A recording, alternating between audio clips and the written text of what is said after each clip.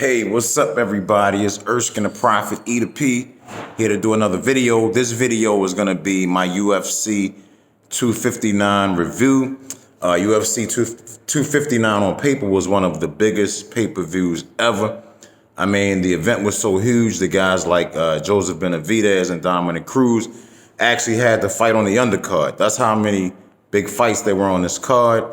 There were a lot of awesome moments and a lot of WTF moments. And I'm going to address all of that. I'm going to also address the state of commentary in the UFC. This has to be addressed, and I will talk about that as well. So I'm going to talk about the last three matches on the undercard. The undercard was too big for me to talk about every single match. But one of the matches that caught my attention was Aksar Ansarov versus Joseph Benavidez. I thought Ansarov pretty much ragdolled Benavidez for most of that match. He won a unanimous decision. And now if Benavidez if he's not on the chopping block, it may be time to seriously reassess where his career is going. The next fight was Kyler Phillips beating Song Yadong by unanimous decision. I think if you bet on Phillips, you probably won a good amount of money because I think he was a sizable underdog in that fight. And I just felt he fought more intelligently and deserved the decision for sure. The last fight on the undercard, Dominic Cruz defeated Casey Kenny by split decision. You know, I thought Dominic Cruz definitely won that fight. I was very impressed with the way Dominic looked in that fight. He was swole, more muscular than I've ever seen him. So I definitely think he wanted to come in strong for this fight, and he didn't seem to give up any speed either. So that was a good thing for Dominic Cruz. One thing I do want to address with Dominic Cruz, I have no idea why he decided to address Hans Molin, whatever the heck his name is. You know, that was kind of inappropriate, not the place for that. You know, fighters learn a lesson from Dominic Cruz. Use your time wisely. Use your time to set up your next fight or your future career ambitions. Don't take that time to air your personal disagreements with other people. Not a good look for Dominic Cruz in that respect, but definitely a good look in winning the fight.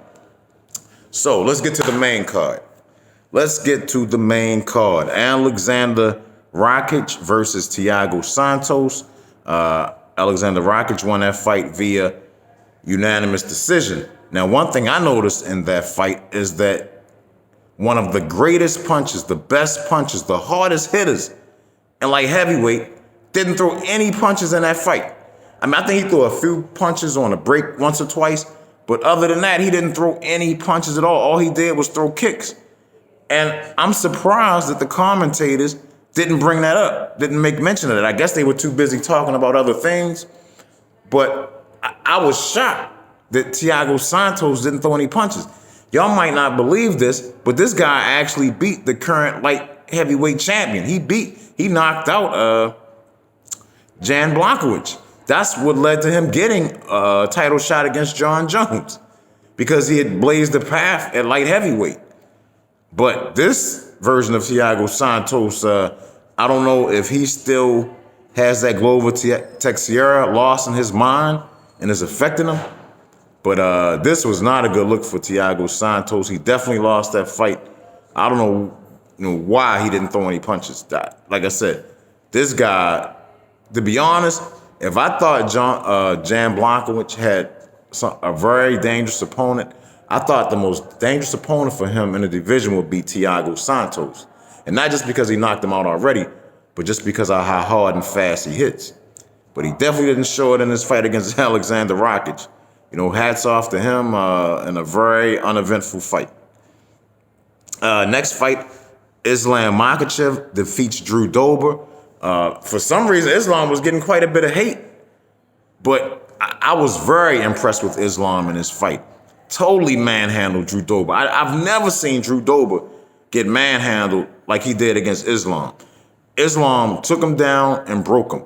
In fact, I'm going to tell y'all, Islam's wrestling looks slightly stronger than Khabib's in this fight to me. Just how with the ease he was able to take Dober down, just take him down, no problem. And then they said he beat him with an arm triangle. It looked more like a body lock to me. It looked like he just broke Drew Dober with a body lock. Drew couldn't take the pressure no more. But very, very impressive win for Islam Makhachev, and I would love to see in the future, you know, how he does against somebody like Charles Oliveira. That will be a very, very interesting matchup, in my opinion. Okay, now here's where the WTF moments start. Next match, Aljamain Sterling defeats Peter Yawn by disqualification. Now I'm gonna say, and both of these guys looked a little sloppy to me in this fight. I don't know, something just felt off with this fight. But I think Peter Yawn did one of the dumbest things I've ever seen in a mixed martial arts fight. I've never seen a champion do something like that. Basically, Aljamain Sterling was on the ground, and Peter Yawn decides to knee the fuck out of him for no reason. I'm like, what the fuck? And he was winning the fight. It is not like he was losing, and it was some kind of desperation measure. He was winning the fight and fouled him in the 4th round. I've never seen anything that stupid. Now, let me address Aljamain Sterling. Do I think he was hurt? Yeah, probably. Do I think he was hurt as he let on? Hell no. Do I think he had a concussion? I'm sure he did not have a concussion from that hit. You know, so let me address these fucking commentators, because these motherfuckers are getting on my last nerve. I swear to God. DC, Joe Rogan, not so much John Anik, but DC and Joe Rogan are really, really getting on my fucking nerves. Okay, when Peter Yawn hit Aljamain Sterling with that knee, Joe Rogan is saying, he's got a concussion, he shouldn't fight no more. He needs to stop. He's a heavily concussed. How does Joe Rogan know that any of the fighters have a concussion or not? Do they have like a medical kit that they can use via telepathy on these fighters? How in the hell would he know if he's concussed or not? He doesn't. He's high. He's high as fuck. That's why he says this stupid shit. And don't get me wrong, I smoke a lot of weed too. I don't have a problem with him smoking weed, but he needs to get his shit together before sitting down to do these broadcasts, because Joe Rogan is starting to sound like a goddamn idiot on a lot of these different matches. But anyway, most of us normal people know that Aljamain Sterling was full of shit. He could have kept fighting. He just bitched out. And honestly, to be honest, I don't really blame him for bitching out because of how stupid this shit that Peter Yawn did to him was. Now, let me address this. Let me tell you what's supposed to happen in this scenario. The champion should be stripped of the title, but the title should not go to the challenger on a disqualification. The title should be held up. Nobody should have the title, and then you can have a rematch where these two fight again, and whoever wins becomes the champion. But the title should not have been given to Aljamain Sterling on a disqualification. It should have been held up. So I'm not even sure what the heck is going on there. They need to get their rules together, because that just didn't make any sense. But yeah. Then you got DC saying, oh, I don't want to hear nobody talking about Aljamain Sterling. Fuck you, fat boy. We can say whatever the fuck we want. You know, who the hell are you to tell us what we can say about this phony ass acting? I'm sorry if your dumb ass believed he was concussed, but we don't. Us smart people know better. So that whole situation really left a bad taste in my mouth from Aljamain Sterling, from what Peter Yawn did, because really, to be honest, this is really Peter Yawn's fault for being so stupid. I just can't believe he did that. I've never seen anything so stupid in all of my life in a fight. Nothing that stupid. So Peter Yawn first for kneeing a downed opponent. Aljamain next for acting like a fucking Hollywood superstar. And third, these goddamn stupid ass commentators for going along with his hype. Like, it was almost like, I swear to God, it almost felt like I was watching an episode of professional wrestling. It felt like pro wrestling there for a minute with the commentary and what was happening. I just couldn't believe it. So, like I said, hopefully they'll fight in a rematch pretty soon. But Aljamain Sterling should not have been awarded the title. It should have been held up. And that's my take on that. Next match, we have Amanda Nunes defeating Megan Anderson by way of armbar. Kind of reminded me of Ronda Rousey a little bit. Now, let me say this. I love Amanda Nunes. Amanda Nunes is a beast. But to keep constantly calling her the greatest female mixed martial artist of all time for beating a scrub like Megan Anderson is ridiculous. It's just unbelievable. That 145 women's division needs to go. It's a damn embarrassment to the entire sport. There's nobody in that division. So to keep saying that she's the greatest thing since apple pie for beating these scrubs is just really pissing me off when you have somebody like Valentina Shevchenko who really is beating world-class competitors. If anybody is the best female mixed martial artist, it's Valentina Shevchenko. And when these, once again, it's these idiot commentators, you know, they actually gave Amanda Nunes more respect for beating Megan Anderson than they gave Jon Blachowicz for beating Israel Adesanya. That's the level of stupidity we're dealing with from these commentators at this point. Several people called them out for their biasness throughout the night. It was just unbelievable. They really need to stop letting these fighters be commentators, for real. And Joe Rogan, I can put up with his stupidity because I've dealt with it for so long. He's been commentating for so long. But he needs to get his act together, or he needs to stop commentating as well. But in terms of competition, Valentina Shevchenko is about to defend her title against Jessica Andrade. How in the fuck do you compare Jessica Andrade to anybody that Amanda Nunes has faced? Jessica Andrade is a killer, a monster, a destroyer. Yeah, she's had some setbacks. I know she lost to Zhang Weili pretty quickly. But look at what she did to Rose Namajunas, one of the greatest somebody who really is one of the greatest mixed martial artists, Rose Namajunas. So don't get me wrong, no hate on Amanda Nunes, but this bullshit about her being the greatest ever for clearing out this sorry ass 145, and even the 135 division is garbage. Not as bad as that goddamn sorry ass 145, but who the hell, can anybody even name a fight at 135? The truly talented divisions in the women's divisions are the 125 and the 115 divisions. That's where all of the talent is at, all of the great fighters. Nobody don't even know who is in 135 and 145 at this point. Excuse me, that's how sorry those divisions have become. So while everybody wants to say that Amanda Nunes is the greatest female mixed martial artist of all time, I'm gonna stick with my Valentina Shevchenko. In my opinion, right now, she's currently the greatest female mixed martial artist of all time. And yes, I do know that Amanda Nunes beat her twice, but the fact is, some people thought that Shevchenko won that second fight. I thought it was more of a draw myself, but Amanda Nunes is too big. Like even these commentators, once again, showing their stupidity, saying that Shevchenko should fight Amanda Nunes for a third time. Amanda Nunes is too big. There's a reason they have these weight classes. Amanda Nunes is too big of a woman for Valentina Shevchenko to fight.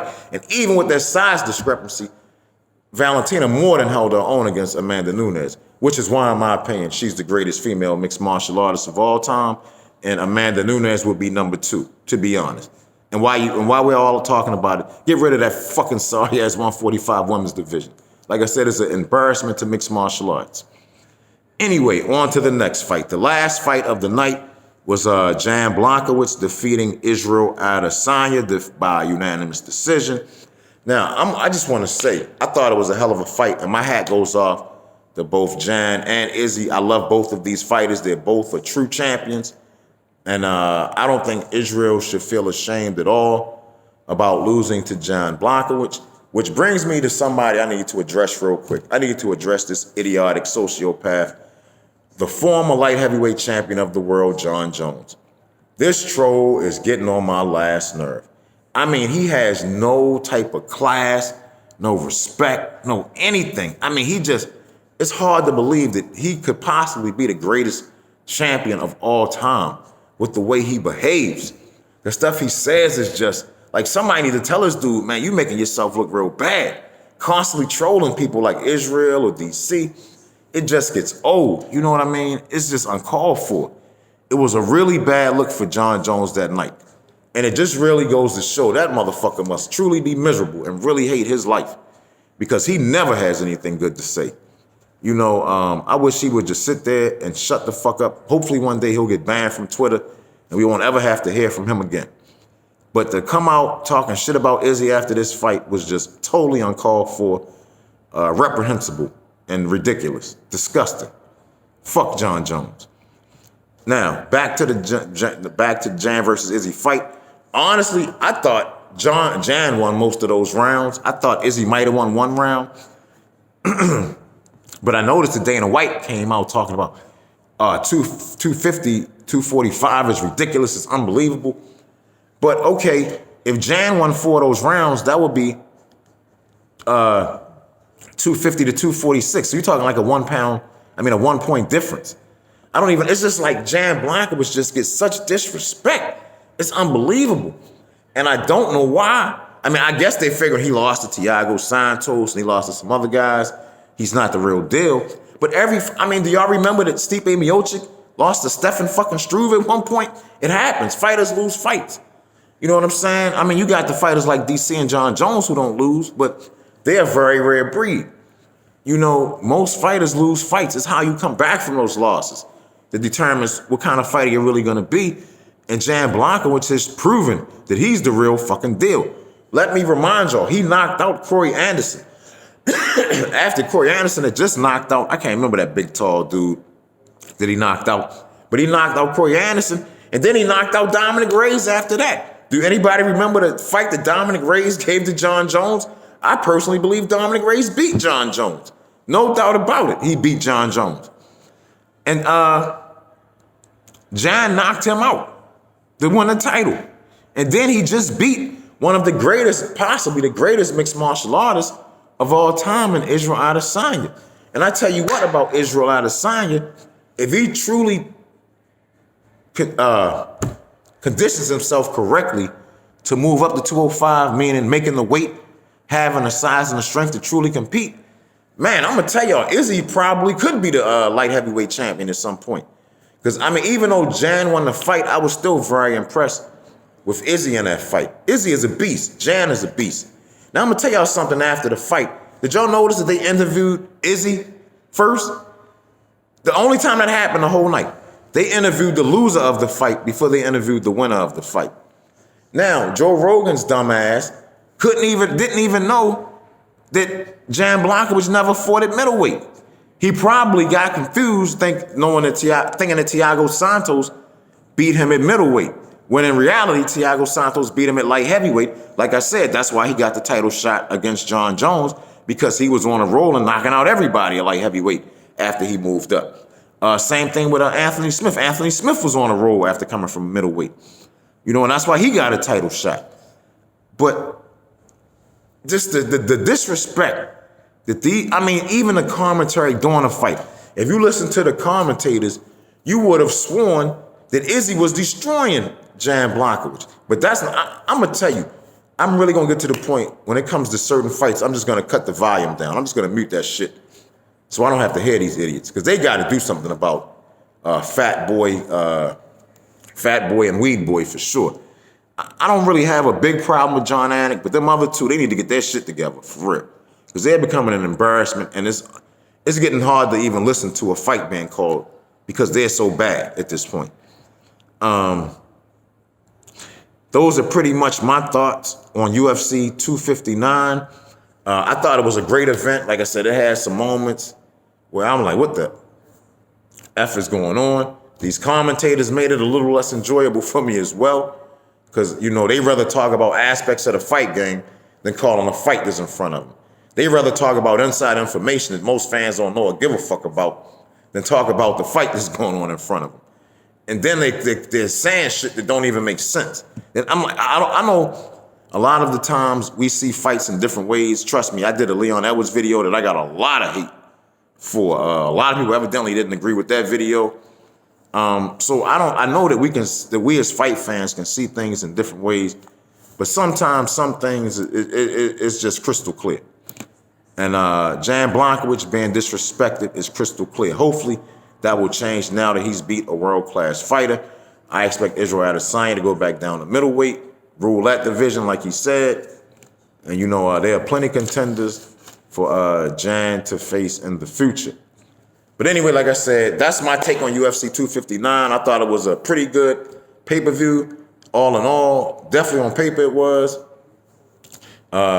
If you have any comments, any disagreements, Any agreements with anything I said, please leave some comments for me. Please subscribe to the channel. Please, I need more subscribers. I need y'all. I need a bigger family. And please like the video. Please, please, please like the video. Anyway, I love y'all. Thank y'all for watching my videos. Stay safe, stay healthy, stay strong. Peace.